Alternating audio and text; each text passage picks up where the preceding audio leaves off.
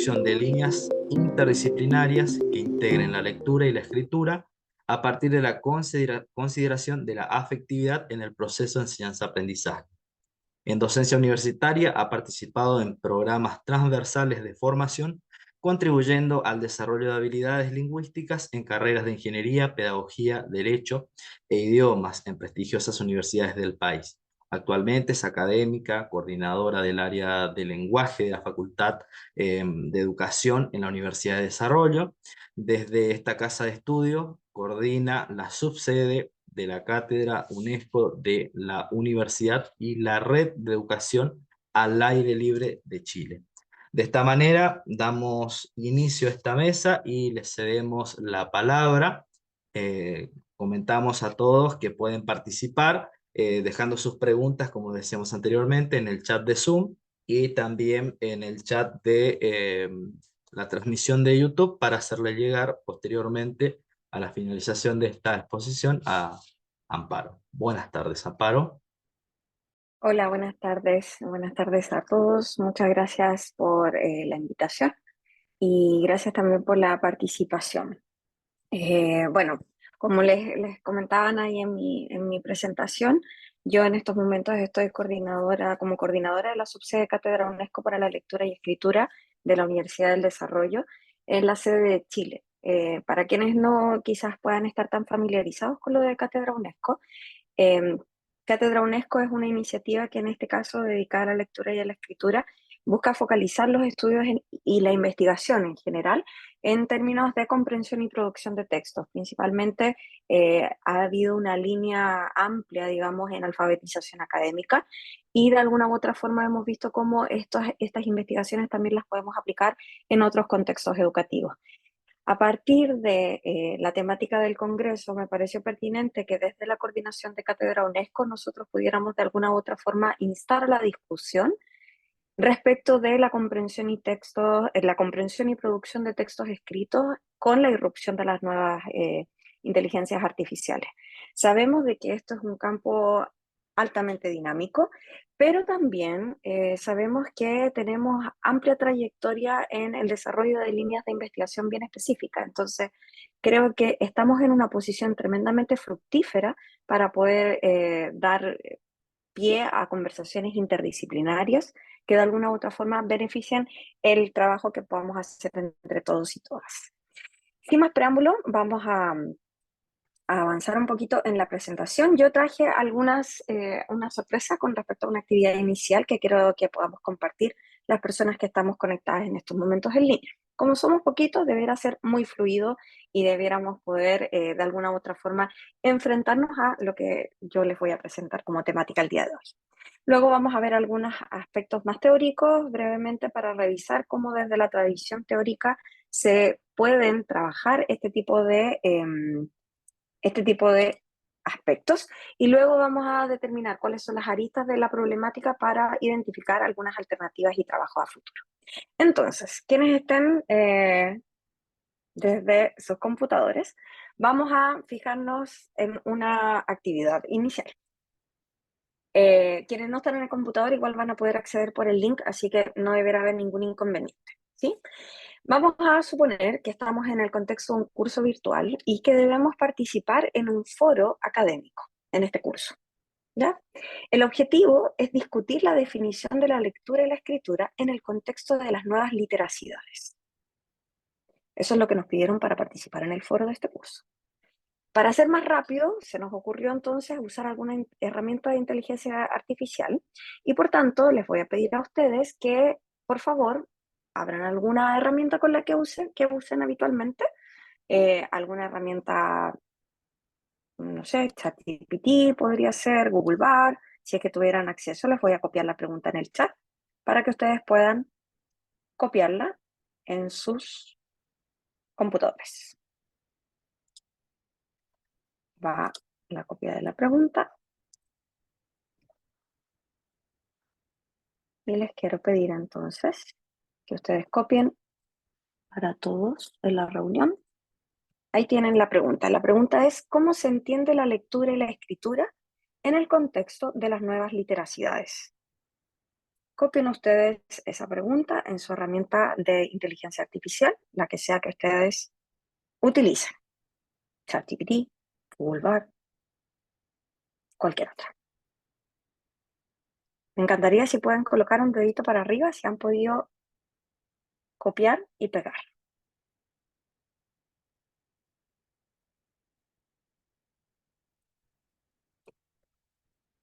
Mientras estamos ahí admitiendo a otras personas. Súper, Sabrina, muchas gracias por tu feedback.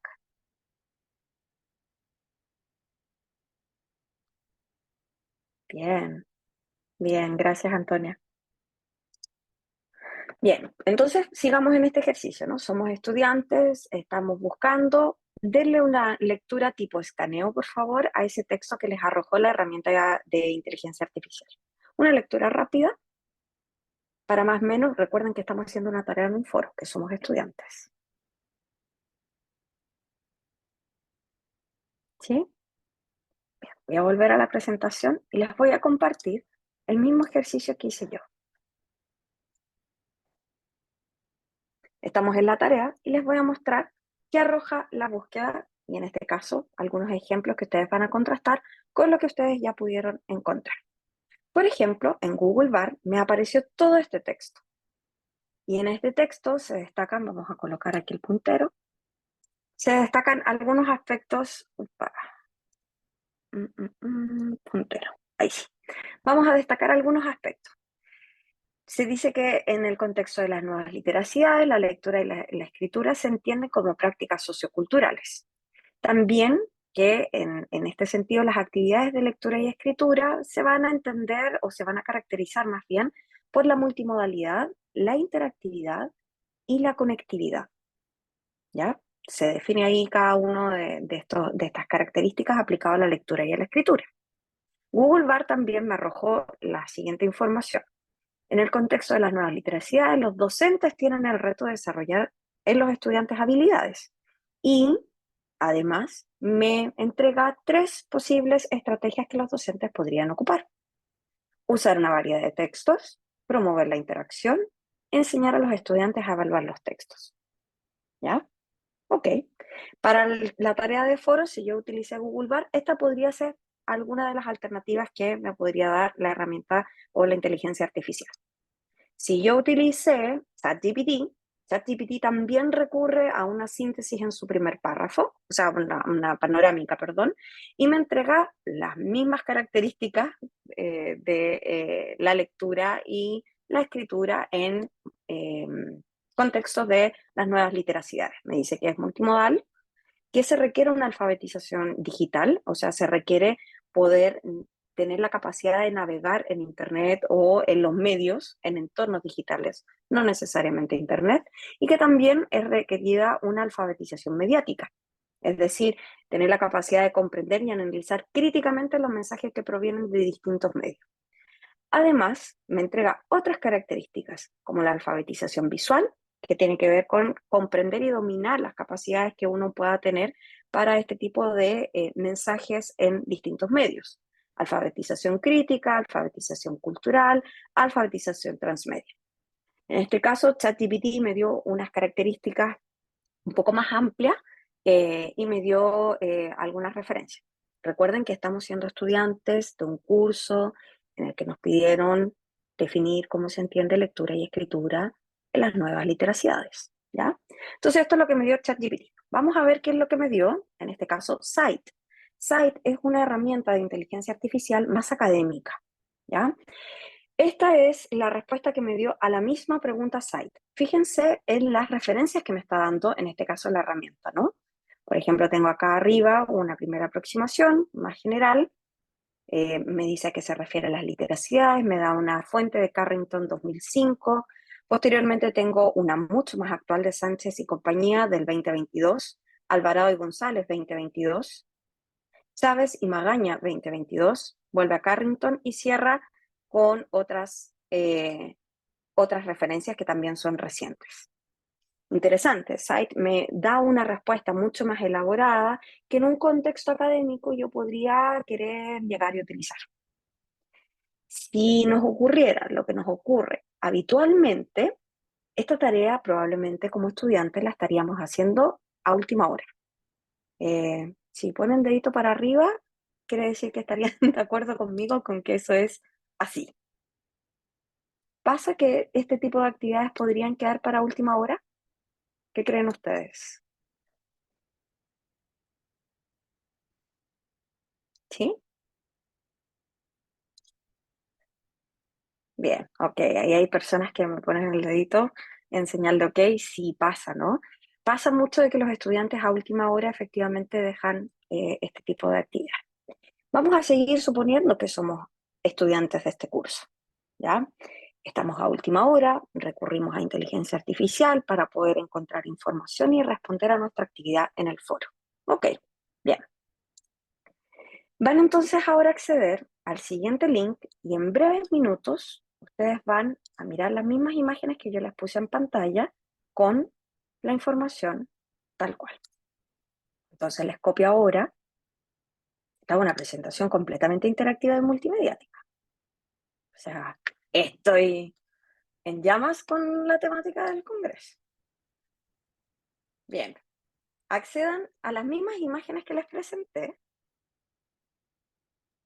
Sí, yo, Alex, también. Los estudiantes, la verdad es que cuando lo dejan a última hora siempre nos colocan a nosotros en una tremenda eh, molestia porque uno diseñó las actividades y van y lo hacen a última hora. Y ahora con la inteligencia artificial la cosa se pone más compleja todavía. ¿Ya? En ese enlace que les compartí en el Drive, ustedes tienen exactamente las mismas imágenes. ¿Cuál es el desafío ahora? Recuerden que somos estudiantes. ¿Ya? El desafío es que nosotros vamos a escribir ese texto de Riel. ¿Y dónde lo van a escribir? En ese documento. Accedan al segundo enlace en donde está el documento de Google y cada persona va a colocar ahí su texto. Yo lo voy a poner acá igual en pantalla. Ahí veo que están ingresando, muy bien. Escritura colaborativa. Bueno, no es colaborativa, en verdad es copiar y pegar en un documento compartido. No nos pongamos quizás a enseñar de que esto es escritura colaborativa. Bien, recuerden, la tarea es definir cómo se entiende lectura y escritura en las nuevas literacidades. Con las imágenes que ustedes tienen en el primer enlace, le dan una escaneada. Recuerden que están a última hora. Hay que subir el texto, si no va a haber una calificación mínima. Coloquen lo primero que venga, vamos. Se les va a cerrar el envío.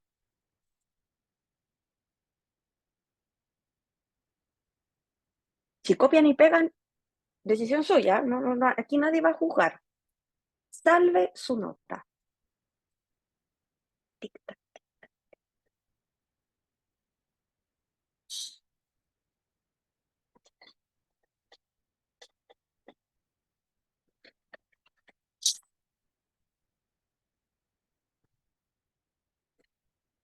No importa que borre el texto, mientras no se solapen unos con otros, agreguen ahí nomás. Ya, perfecto. Estamos salvando la nota.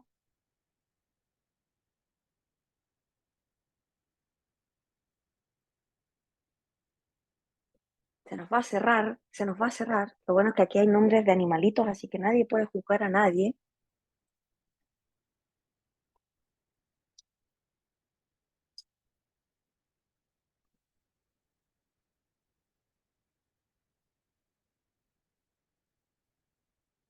Está avanzando el tiempo.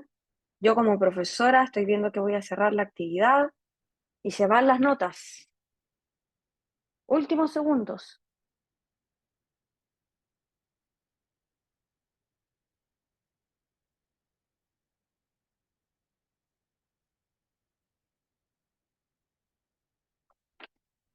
Tengo 4 personas. Vamos, vamos. Ok.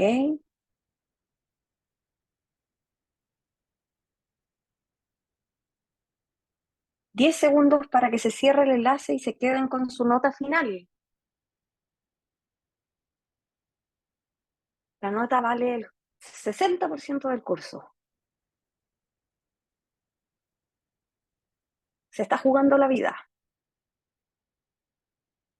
5 segundos extra.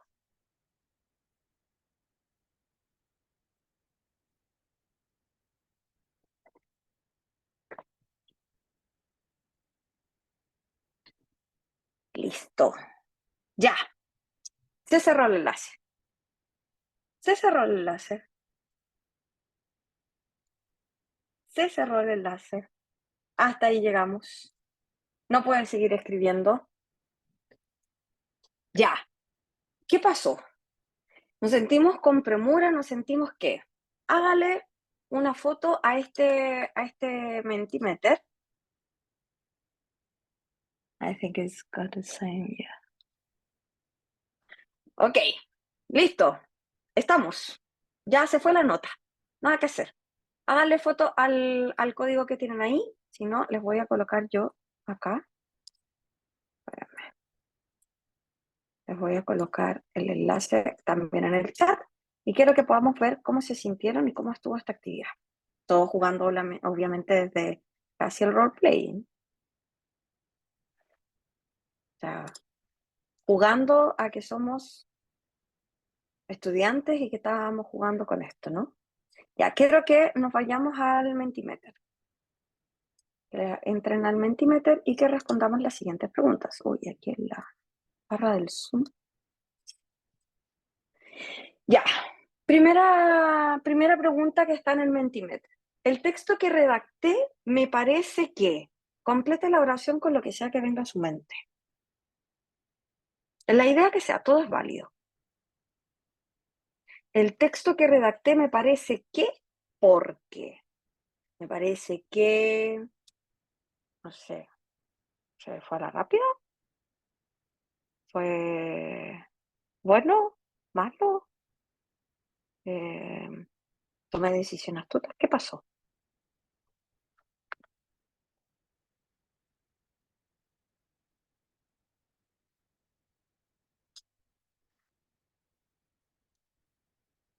Las personas que tengo en línea, ideal si ahí cuando puedan van colocando un dedito para arriba cuando ya hayan enviado para verificar que estamos bien.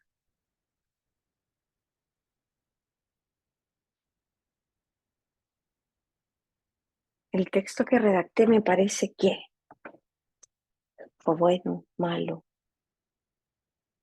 No lo escribo ni lo entendí porque solo copié y pegué. Ok, el texto que redacté me parece... Ustedes están viendo la respuesta en pantalla, ¿verdad? Dedito para arriba, sí.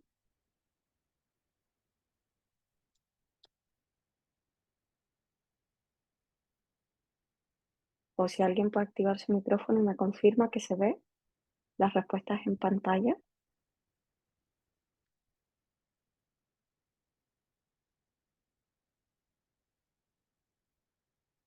Ya, súper se ve.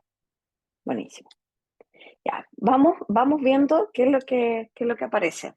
No lo escribo ni lo entendí porque solo copié y pegué. Está bien porque es la cita textual de un autor, pero me faltó profundización de análisis.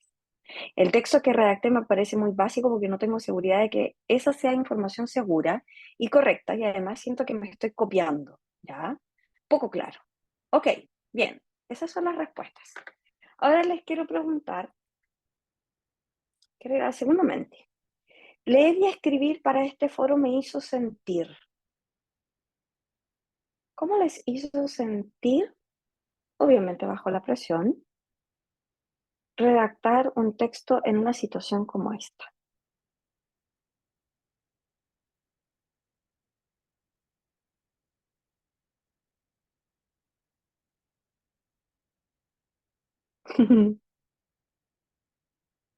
Me lo imagino. ¿Qué más? Pueden colocar varias opciones, ¿ah? Pueden ingresar varias palabras como que vayan surgiendo. Impotencia, ansiedad,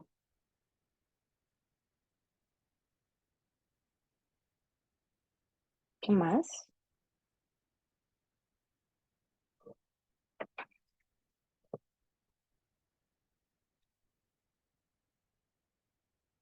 ¿Será que también habrá un poco de inseguridad?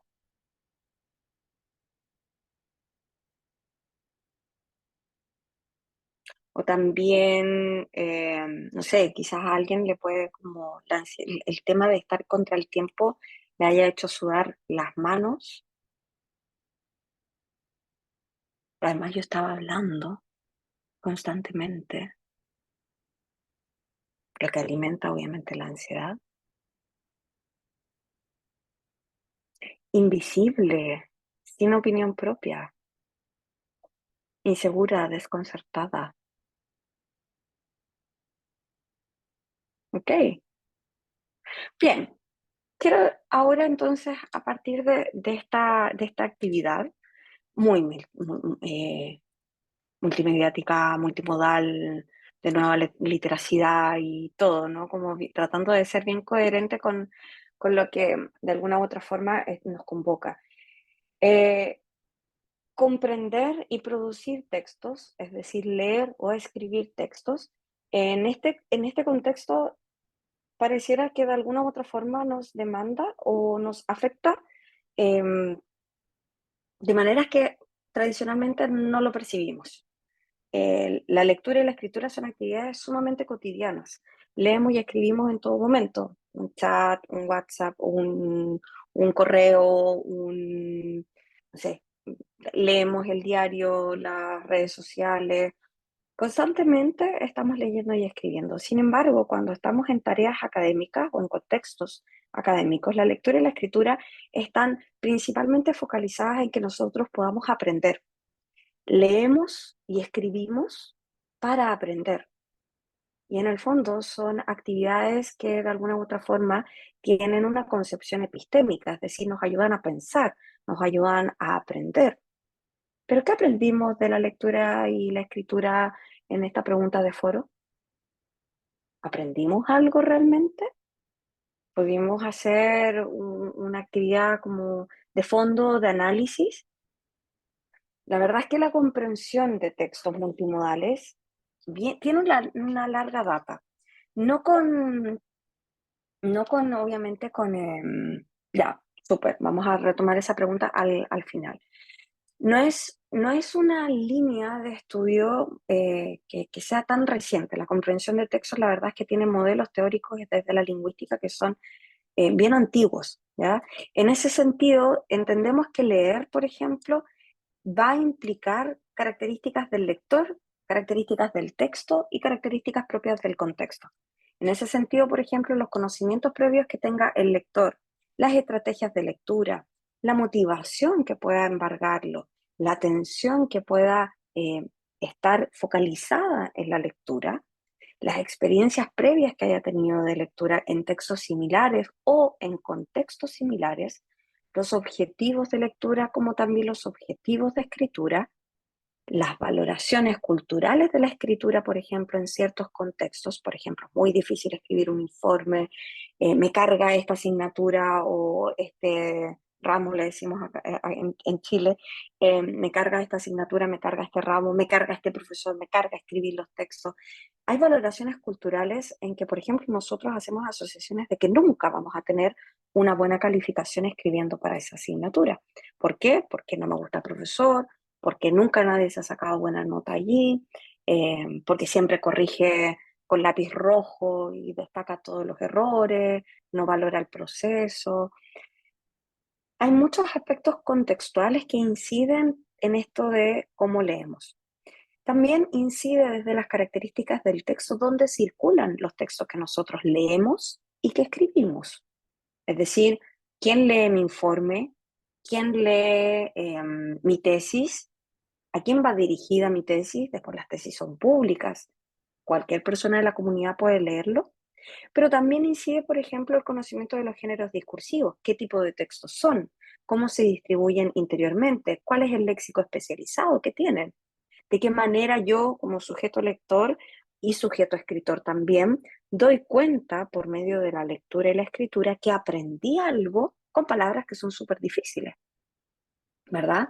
El dominio de los rasgos léxico-gramaticales cuando queremos escribir, qué palabra va en qué tipo de texto y no va en otro tipo de texto. ¿verdad? La comprensión de textos, desde esta mirada tradicional, tenemos varios modelos teóricos que de alguna u otra forma han incluido todos estos aspectos, o alguno de ellos más que otros, en entender que la comprensión es un macro proceso que es multidimensional. Es decir, abarca el cuerpo, la mente y abarca también el contexto. ¿Ya? Cuando hablamos del cuerpo, que es la mirada biologicista, en este caso desde la comprensión de texto, están hablando de que hay reacciones en el cuerpo, reacciones químicas, hay reacciones neuronales que ocurren cuando nosotros estamos leyendo, ¿ya? Sin embargo, en particular, los modelos que tienen en pantalla, que están acá abajito, voy a dejar seleccionado el puntero, estos modelos que están acá son principalmente modelos de comprensión y de aprendizaje multimodal. Esto quiere decir de que hay modelos específicos que de alguna u otra manera han focalizado el estudio en cómo desde distintos canales nosotros procesamos información cuando leemos. Si es el predominio, por ejemplo, de la imagen sobre la palabra, o si es el predominio de la palabra sobre la imagen. Por ejemplo, cómo integramos imagen y palabra. Les traigo un ejemplo de eso. Esto es una pregunta que a quienes nos interesa la comprensión y la producción de textos nos ha dado vuelta en alguna u otra medida. Quizás algunos más, dependiendo de la línea teórica. Pero, por ejemplo, en este caso, eh, esta es una captura de una publicación de Parodi y compañía del año 2020. Este es un texto que proviene del IPOM, que es el Informe de Política Monetario en Chile, y está contextualizado en una actividad para estudiantes. El estudiante que se enfrenta a este texto tiene que leer las palabras que están aquí a la izquierda de su pantalla y esas palabras relacionarlas con el gráfico que está a la derecha. Y hay que integrar la información, porque no se repite la información. ¿Ya? Hay inferencias que se realizan a partir de la imagen y a partir del texto, que en algún momento para yo comprender lo que dice todo esto, debo integrarlos. Pero el esfuerzo que esto requiere, lo que yo veo en la sala de clases, es lo siguiente. Primero, el estudiante lo que declara corporalmente o verbalmente incluso: profe, yo esto no lo sé leer. Profesora, esto es muy difícil para mí. Yo no puedo leer estas cosas. O simplemente no dicen nada y el cuerpo queda completamente abatido sobre el asiento, se agarra la cabeza, como que no. Pero después parece que, dependiendo de cómo uno vaya mediando la actividad lectora, el estudiante podría agarrar confianza. Ya, a ver, puedo, sí, démosle, podemos avanzar. Por tanto, el estudiante va a ajustar estrategias, de alguna u otra forma va a probar, esto me resulta, no me resulta, si no me resulta me devuelvo, subrayo, destaco, post-it, si trabajo con lectura digital, destaco en digital, busco en Wikipedia, ajusto estrategias. Los estudiantes eso hacen, ¿no? Ajustan estrategias. Pero puede que eso no sea suficiente y venga luego un momento de frustración, porque no entienden, no avanzan en la comprensión del texto. Probablemente esto les pueda resultar un poquito familiar con la actividad que hicimos al comienzo. Me están pidiendo algo, no entiendo para qué me lo piden bien, aunque me dijeron que era estudiante de un curso y que tengo que escribir para un foro. No puedo. De hecho, salió la palabra frustración en el Mentimeter, ¿no? Así como cómo se sienten. Bueno, los estudiantes también se frustran. Y luego viene la desesperación, así como se acabó el tiempo, hay que entregar, y todo esto va avanzando continuamente desde algo que parecía más simple a algo que termina siendo muy complejo. Y los estudiantes ya finalmente entregan todo y se dan por vencidos. Sucede eso con el sujeto cuando lee y escribe, y es factible que nosotros lo podamos reconocer en el aula. ¿Cómo consideramos entonces a este sujeto que se ve muy complicado, ¿no? A este sujeto que se ve completamente embargado emocionalmente, por esta tarea porque tiene muchas demandas que van más allá de cómo pienso, sino que también cómo me siento. Tengo el estómago apretado, me sudan las manos, ya no entiendo lo que estoy leyendo. ¿Qué pasa entonces? Bueno, mi interés está en la dimensión afectiva. ¿Cómo la dimensión afectiva es considerada en este caso, desde la tradición, desde la literatura, desde los estudios más connotados? En primer lugar, desde, por ejemplo, lo que yo les comentaba, los modelos de comprensión multimodal, tenemos lo que está en pantalla. Estos son algunos modelos. Si se fijan, todo se representa por cajas y flechas, como si leer fuera cajas y flechas. Yo entiendo, esto ha sido un esfuerzo por tratar de explicar el proceso que ocurre cuando las personas leen. Es una forma de representación. Sin embargo, esa representación ha calado tan hondo y tan profundo en cómo entendemos la comprensión de textos que siempre entendemos que es secuencial por cajas y flechas. Es decir, primero pasa esto, después pasa esto, después pasa esto. Sin embargo, yo creo que cuando vemos a los estudiantes o ustedes en la actividad que hice al comienzo, ustedes podrían decirme primero sentí esto, después sentí esto y cuando esto terminó sentí esto que viene acá. ¿Podrían describirlo de esa manera? ¿Les parece que suena natural? Dedo para arriba, dedo para abajo.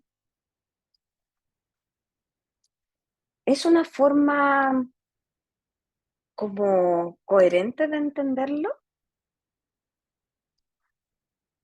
De ver que primero una cosa, como que fueran flechas y cajas lo que uno siente. Ya, es un desafío, porque habitualmente cuando nosotros queremos recordar cosas, lo recordamos de manera secuencial porque queremos darle un orden. Pero cuando estamos inmersos en la situación, es todo una cosa muy revuelta, es algo que nos pasa y no tiene un principio y un fin, solo está ocurriendo, es dinámico, es fluctuante. No es que nosotros podamos decir caja 1, flecha 2, caja 2, flecha 3. No funciona así. Bueno, desde la teoría, la forma en que se ha tratado de explicar ha sido esa. En la escritura tampoco es muy distinto. Los modelos que provienen desde los años 80, de hecho, los modelos de escritura por proceso, nos han mostrado que la escritura también es secuencial. Es decir, primero planifico, después escribo, después reviso y luego edito.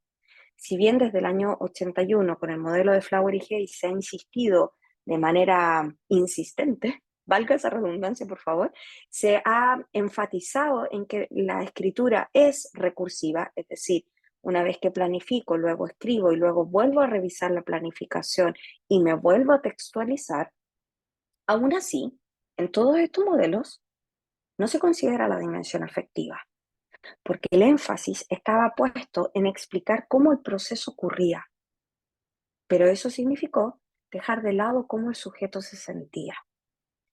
El único atisbo que hay acerca de afectividad está en el modelo de Hayes de 1996, en donde se considera la motivación y el afecto como parte del momento antes de ponerse a escribir. Es decir, si el sujeto que escribe no está motivado cuando empieza a escribir, no va a escribir más. ¿Ya? Estos modelos, ojo, que vienen de una corriente desde la psicología, entonces hay mucho, hay una intención de querer explicar el fenómeno a partir de los procesos mentales, ¿ya? Y como nosotros sabemos, en todo lo que tenga que ver con la teoría y su paso, ¿no? Como el hacer ciencia, siempre dejó la afectividad y la emocionalidad del sujeto fuera, de eso que se encargue la filosofía, ¿ya? Nosotros vamos a los procesos, decían los psicólogos. Sin embargo, no podían desconocer la motivación.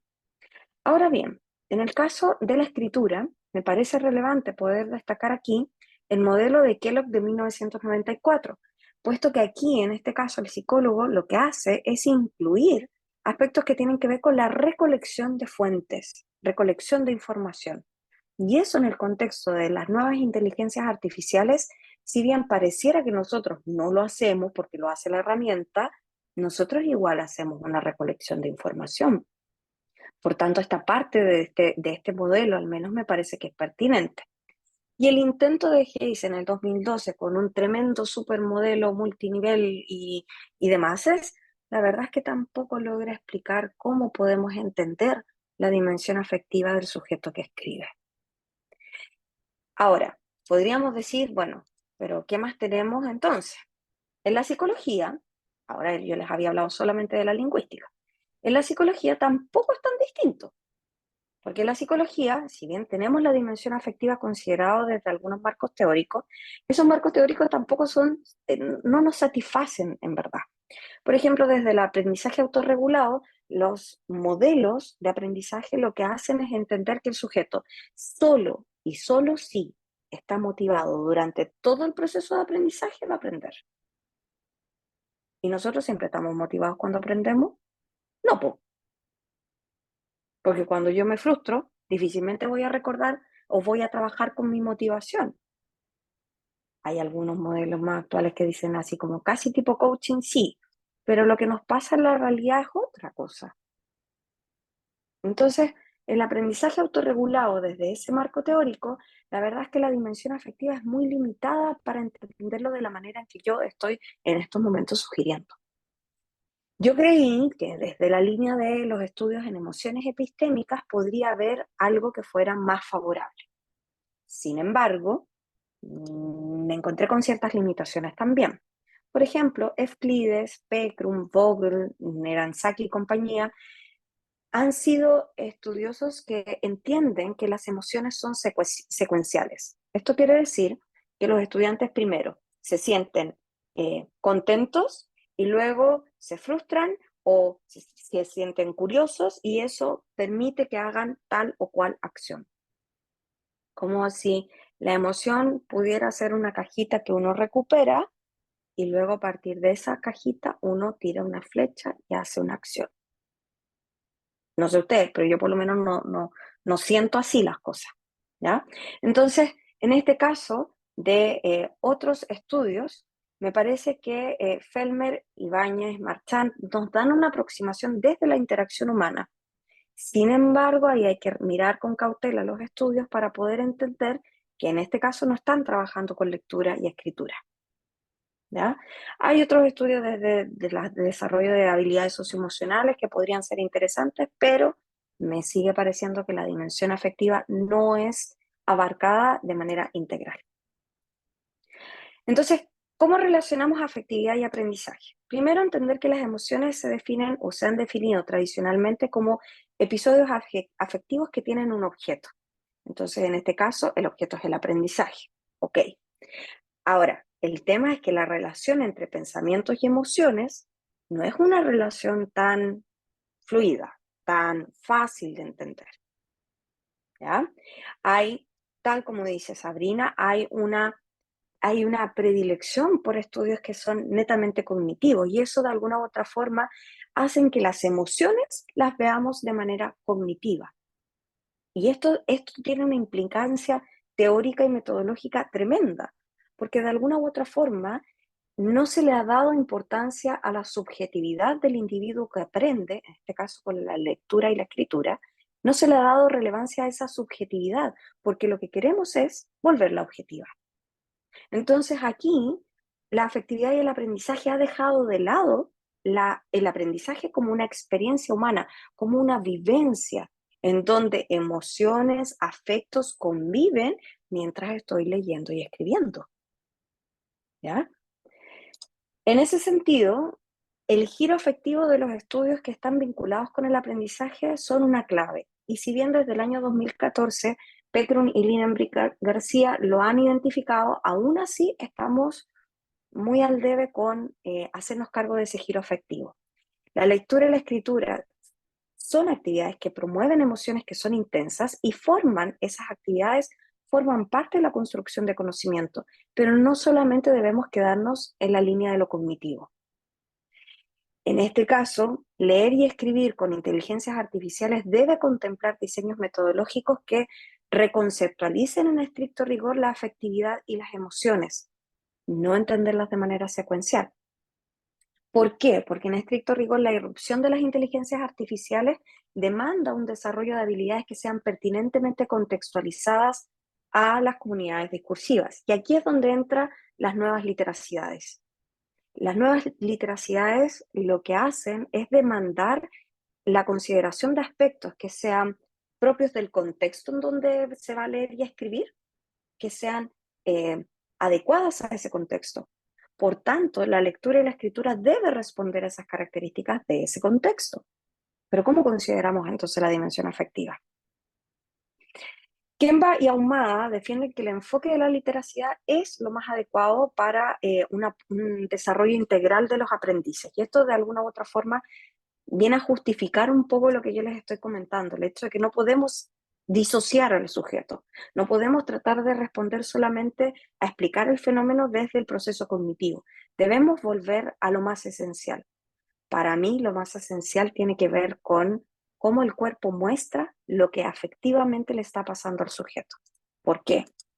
Porque lo que pasa es que la problemática entiende que la lectura y la escritura, eso es el proceso secuencial, invisibiliza la vivencia de aprendizaje y está basada principalmente en evidencias de autorreporte, es decir, cómo la gente dice que siente, pero las sensaciones son súper efímeras.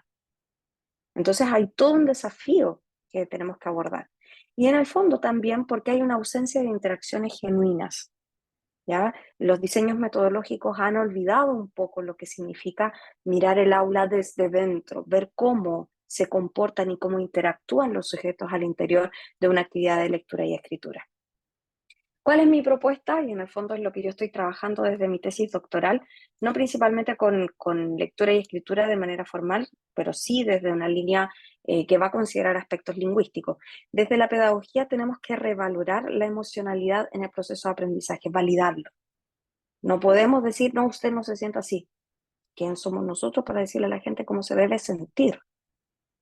Debemos respetar que la gente se puede sentir de alguna u otra manera en momentos y en contextos de aprendizaje determinados. Hay que resignificar ese aprendizaje situado también. Como yo me siento en determinados contextos no es lo mismo a cómo yo me siento con otras demandas, con otras exigencias en otras asignaturas. ¿Ya? Orientar el aprendizaje de sí mismo, validar que yo también puedo aprender de mí mismo cuando estoy desafiado ante nuevos retos de lectura y escritura con inteligencias artificiales. Por ejemplo, sentirme confundido con qué herramienta utilizo. ¿Confío o no confío en la herramienta? ¿Cuánto tiempo le dejo a la revisión? ¿Cómo yo aprendo de cuánto me demoro en el uso de las herramientas? ¿Ok? Promover espacios para vivenciar atmósferas. En este caso, desde la filosofía, principalmente desde Hermann Schmitz, enseguida entrego la palabra, estamos entendiendo que de alguna u otra manera las atmósferas de aprendizaje deben contemplar lo que el sujeto siente, cómo se siente y validar entonces eso que le ocurre cuando está utilizando la lectura y la escritura. Pero si nosotros como profesores no damos ese espacio a que en las tareas de lectura y escritura los estudiantes tengan un tiempo reservado para experimentar lo que sienten, difícilmente entonces vamos a ser coherentes con esta propuesta. Desde la lingüística debemos trascender al hecho de que la motivación sea solo al comienzo. Debemos integrar y naturalizar esa emocionalidad en las tareas de lectura y escritura y promover espacios que permitan esa vivencia desde el diseño de actividades lingüísticas propiamente tal. Y desde la psicología, que es mi tercera línea de estudio, debemos redirigirnos a la vivencia por sobre la experiencia. La vivencia es resaltar cómo se siente la gente sin pedirles que lo declaren formalmente. Indagar en las interacciones y considerar el proceso de comprensión y producción que sean multimodales con los desafíos de las inteligencias artificiales. Esa ha sido mi presentación. Les agradezco mucho por su atención y su activa participación a lo largo de esta presentación. Muchísimas gracias, Amparo. La verdad que muy interesante. Con Lorena justo conversábamos, nos gustaría escucharte más tiempo, pero bueno, por los inconvenientes técnicos no pudimos comenzar en el horario previsto y también consideramos importante la participación de los que están presentes en esta sala, así que le cedo la palabra a mi compañera para que te transmita las preguntas que se han ido generando en esta presentación muy interesante. Bueno, antes que nada, Amparo, buenas tardes. No te pude saludar al principio. Es un placer haberte escuchado y que nos hayas dedicado esta ponencia y toda esta teoría y con tanta didáctica como nos pudiste poner en escena, ¿no? Con esta actividad que pensaste y preparaste para esta ponencia. Tenemos una pregunta en el chat que te la voy a leer como para darle estos minutitos antes de que se cierre la sesión. La pregunta es, ¿cómo podemos promover el pensamiento crítico en este contexto de inteligencia artificial? Parte de mi trabajo como profesor es pedirle a los estudiantes que escriban ensayos para poder contarles a otros algunas cosas que yo no puedo. Ya, espérame. La pregunta Ya, ok. Es que lo que pasa es que no está como pregunta, me quedó ¿cómo podemos promover el pensamiento crítico en en el contexto de inteligencia artificial? Ya, yo creo que lo que debemos hacer, y esta es la respuesta a Alice, yo creo que el tema pasa por diseñar actividades de escritura que contemplen una lectura crítica desde el comienzo y que no demonicen el uso de inteligencias artificiales. ¿Ya? Creo que si nosotros acompañamos y mediamos el uso de las inteligencias artificiales, vamos a poder permitir que los estudiantes sean más críticos al momento de leer los reportes que dan las herramientas y ver cómo críticamente articular esa información en la producción de un texto propio. Yo no creo que sean malas. Yo creo que el desafío que tenemos acá es el de promover por eso yo hablaba de tres líneas, ¿no? Desde la pedagogía, diseñar actividades que en conjunto con la lingüística entiendan que leer y escribir en el contexto de las IA significa sí o sí entender a un sujeto activo, entender a un sujeto comprometido, entender a un sujeto que también se frustra, entender a un sujeto que también pasa por altos y bajos. No podemos pretender que nuestros estudiantes sean perfectos cuando escriben un ensayo solamente porque digan cómo se sienten, aunque puede ser un buen ejercicio. Lo que debemos hacer es desde un comienzo considerar qué es lo que le pasa o qué pueden sentir los sujetos que aprenden por medio de la lectura y la escritura en contexto de IA. Yo creo que ese es el principal desafío, sobre todo para nosotros los profesores. Bien, muchísimas gracias, Amparo. Estaba viendo que no hay más preguntas en nuestros chats. Seguramente se van a ir sumando más preguntas en lo que va a ser después el canal de YouTube, que, que se te irán haciendo saber para que puedas también interactuar por ahí. De nuevo, nosotros agradecemos muchísimo que estés hoy, este día conectada. Pedimos disculpas por estos inconvenientes técnicos que la tecnología siempre nos sigue poniendo en el camino. Así que bueno, más que nada agradecerte que hayas participado de este congreso, que hayas dedicado este tiempo a esta ponencia tan interesante, por compartir esto también con nosotros. Desde el IPES Paulo Freire y desde creo que todo el congreso en general es más que nada agradecimiento. Y bueno, creo que damos finalizada por hoy. Le pregunto a mi colega Diego, esta ponencia, estamos ya en tiempo. Sí, hay dos recordatorios. Primero, sí, Sí, primero que nada, el agradecimiento a las intérpretes que están trabajando ahí arduamente. eh, sí. Catalina Rojas, Javiera Campos y Soledad López están trabajando para que todo salga también y lograr una mayor difusión. La verdad que es muy interesante, nos deja muchas cosas para seguir pensando y bueno, lamentablemente no tuvimos más tiempo para seguir intercambiando porque es un tema muy interesante para Y seguir da para discutiendo. mucho, da para Sí. mucho. Yo creo que estamos recién como cuestionándonos cosas que van más allá de la ética. Así Claro. que esta es una instancia sumamente favorable para poder integrar otras aristas y que después podamos seguir conversándolas. Así que gracias a ustedes por la invitación. Bueno, muchísimas gracias. Así que bueno, damos por finalizado, como decía mi compañera, esta mesa de trabajo. La verdad que nos quedan muchas cosas para pensar y los invitamos al panel de cierre. Un aplauso para nuestra expositora.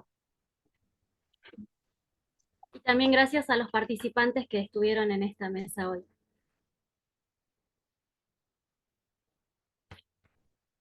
Muchas gracias a todos.